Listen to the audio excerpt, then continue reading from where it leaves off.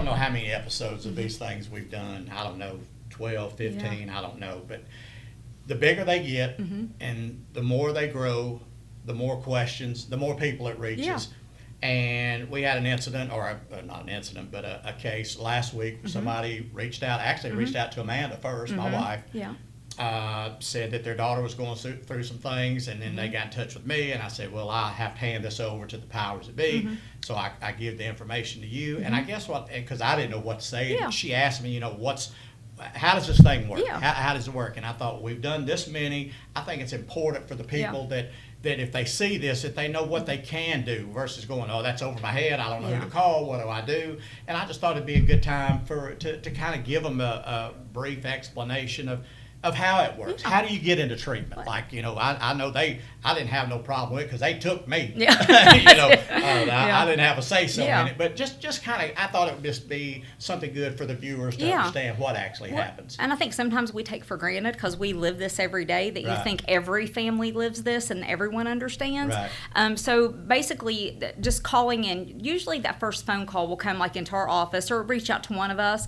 Myself or Teresa Cornell will call that individual back and ask them some questions to see what type of treatment they're suitable for and what they have going on. Check out what kind of insurance they have, and that way we can best pair them up with a program that would be suited for them. So after we speak to them, find out that information, we can either do a referral to a detox facility. We don't bring anyone into services here that is actively using.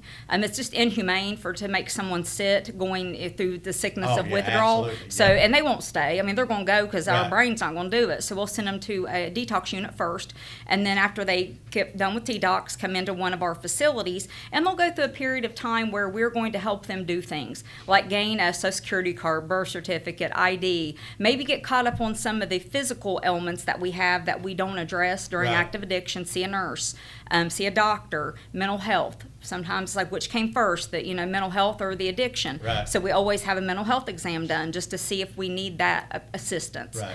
And some folks have legal bounds that they have to stay inside of. They may be on bond or something, and we'll kind of talk through that with them because we wouldn't want them to leave the area they're in and then forego their bond or something. I get it. But that first phone call is usually the most important. And I tell folks when they call, like, listen, I'm not here to judge. I have to know what you've been doing. I'm not going to call your probation. I'm not going to call your mom and dad. But when you're honest with me, it tells me what you need next. Right. And if they're honest, then normally it kind of works out for them. We get them from point A to point B and then into treatment. Not everyone that calls us comes to treatment here. Actually, 80% don't.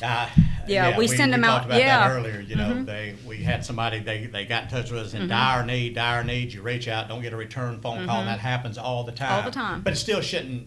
You should still dial the number. God, please dial. Yeah, I don't care. Absolutely. And I tell people too, listen, it's really hard to get on the phone with a stranger and say some of the most horrible things that you've done in your life. I can imagine. I tell them, text me. I don't care if it's one of them Text Now apps, and you don't have to tell me your name. Just kind of tell me what's going on, where you're at, and I'm going to try to help you find a program that's kind of suited. Right. The amazing thing about Lawrence County, this area, is a lot of us providers work together. If I have a waiting list, I'm not going to leave someone waiting. I'm going to call these other providers and say, hey, listen, you got beds, I got somebody calling, I don't have a placement for them, do you? So we kind of take care of one another in that particular area. And once we can get through the withdrawal issues, then normally that treatment is pretty easy to kind of get someone paired up with. Right. Sometimes they may have some physical issues that we may need to make sure they go to a location they maybe can't go up and down stairs or something like that. Right. But that initial phone call means something happened. Somebody planted a seed, and then you called. And you may not follow up that time. Heck, you might call me 5 times before you ever show up. Yep. But nobody's going to be mad at you. I always say we have to strike when the iron's hot. So if it hits you at 11 o'clock at night that you think that you want to go to treatment, hit me up, text me, message me, and then that way I can, start that conversation. Absolutely. They can call my cell phone number. I keep it, on the company website. They can call the office. Also, just go on our Facebook site and send a message. There is an email link online that also will do the same. It'll send you either through to our DUI school or to treatment. So then we can kind of call back those people. Right. And sometimes they don't answer. Like they'll call and I'll call 3 or 4 times and they don't call, and then I'll say, "Hey Teresa, you sound more Yeah. like a school teacher." So Teresa will call and they'll engage with her a little bit so we can, get a little footing and get them moving forward. Sometimes those phone calls are only meant with, "I need Narcan. I'm not ready to get sober, but I don't want to die either." Right. So then we kind of set them up to make sure we can get the Narcan they need, and sometimes they need the MAT, medication assisted therapy. So I'm gonna get them in with a doctor or someone that can help them with that. Whatever it takes to get them Whatever. in here. That's why I Yeah. tell people all the time. Like I am not. I'm dedicated to my job. Lawrence County Recovery is what I love. However, I'm more dedicated to people in recovery than I am to this business. So my job's to get you where you need to be to get well, not to fill a bed if I have one Right. open. I was working at another recovery place with a friend of ours, Ray McWilliams, Mm-hmm. and they had this big board in Ray's office, and all the names that were written in red were court-appointed Mm-hmm. clients, and then, all the ones in black they came on their own. Well, I went in one morning, it was like 98% all court-appointed people in there. And I said, "Ray, man, how does that make you feel when you know that they don't want to be here? Some judge over in, Cabell County or Lawrence County made them come in here." And he looked me dead in the eye. He's about 6'5", Oh, yeah. and he said, "I don't give a damn how they get here. Exactly. I just want them here.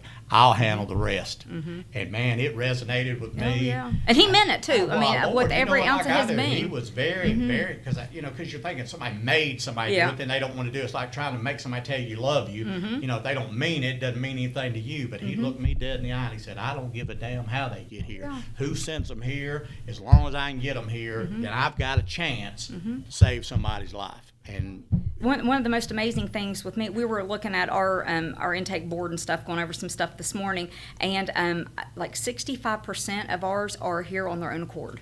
And we were talking about it, like, wow.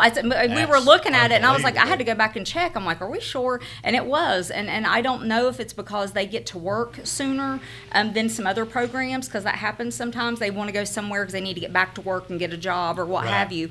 But a number of folks that are just walking off from treatment are very minimal. Normally, they're staying. Before, you'd get somebody that'd be here a day or two, they'd take off. I mean, it's not like that anymore. Like, they're getting here, they're staying, which means it's harder to get beds, which is a good thing to have, because like you said, if they're not breathing, we can't help them. Right, So exactly. always call, always message, and never think that your story is so horrible that someone does not want to help you, because there's I so can much.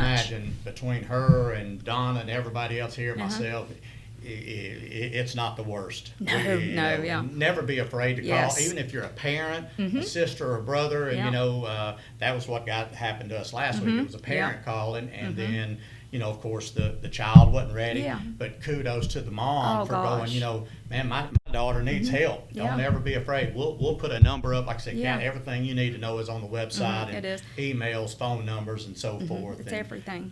You'll be, man, you don't know whose life you saved. You have no doubt. I'll never forget coming home from prison, and when I was in prison, and people would call my mom, my sister, my dad, like, "How did you guys get Cat help? Like, what did you guys do?" And my story was different. It was prison, but and that now it's not so socially ashamed. You're not so ashamed to ask. Right, absolutely. And I think that a parent that does, man, that just warms my heart, because you don't Absolutely. know. You got A it. lot of people walk away from their family when they're in dire straits like that. So. Well, we thank you Yes, so much. thank Good to you. see you again. All right, y'all know what to do. We're always here for you. And like we always say, if you don't get help here, just for God's sakes, get help somewhere.